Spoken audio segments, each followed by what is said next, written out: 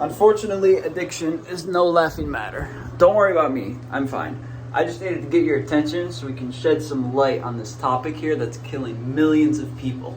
Now, since the early 2000s, addiction's killed millions and millions of people. It has been the leading cause for anxiety and depression. It's tearing families apart to this day, and it is just the most miserable way to live your life. Now, what I'm going to be doing today is I'm going to be going over the reason why people resort to these substances, and I'm going to give you some solutions on the matter that worked for me and could possibly work for you. And towards the end of the video, I'm going to be going over the number one reason why all people resort to substances. And yes, it is one reason. Now, you may be asking, who the hell is this kid and how does he know anything? Well, I was addicted to substances for 10 years, and last week I just celebrated 6 years of sobriety, so I do know a little bit about the topic. So, without further ado, let's talk addiction.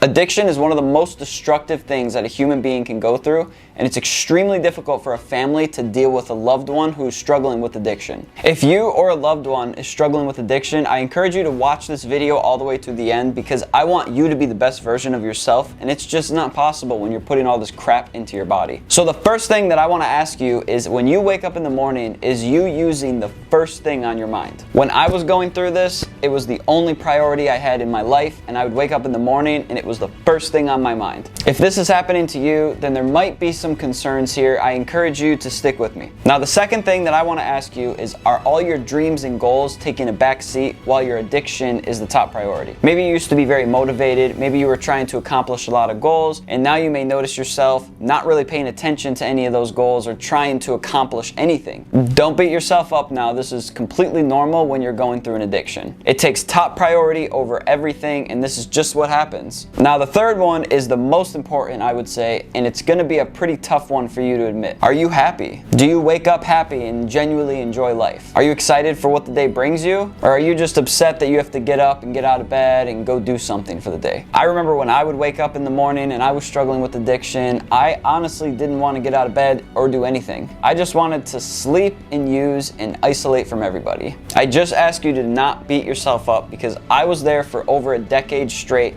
I could not get it together, and what I'm going to do now is I'm going to share with you some solutions that worked for me. Now, you could use them, you could not. It's completely up to you. I'm just going to share with you what worked for me. Now, when it comes to a cure for addiction, it's very hard for professionals to come up with a concrete answer for this. After all, I believe that it's a disease of the mind, and it's a very, very hard thing to conquer. From my personal experience, I don't think that a couple therapy sessions or 5 days in detox is going to solve your problems. It might help temporarily, but over the long term, you might resort back to what you were doing before. Now, in my personal experience, the one thing that did it for me when I actually successfully conquered my addiction was finding the root cause for why I use. To give you some examples of me and the people in my personal circle, the reasons why we used was curiosity, not being comfortable in your own skin, escaping reality, and physical and sexual abuse. Now, I know that there's probably a lot more reasons for addiction to start, but I can only share with you the experiences that I've had and my close friends in my circle. Now, the very first thing that I did when I started to want to actually beat this and get help was I saw a therapist. I would be honest with the therapist, I would tell the therapist what I was thinking, and I would take her suggestions and I would try to apply them when I left her room. Now, like I said, this was a great first step for me, but I think that I personally had to take a few more actions outside of just seeing a therapist. Now, I'm going to share with you what I started to do in my early sobriety and what I continue to do to this day to keep myself sober and keep myself out of trouble and from going back to where I was before, and how I was able to go to just one treatment center and not have one single relapse. But before I do, I need to state very clearly that I am not speaking on behalf of Alcoholics Anonymous. I'm speaking on my own behalf and my own personal experiences. And that is the 12 steps of Alcoholics Anonymous, developing relationships with other folks who share the same issues as me, getting a sponsor,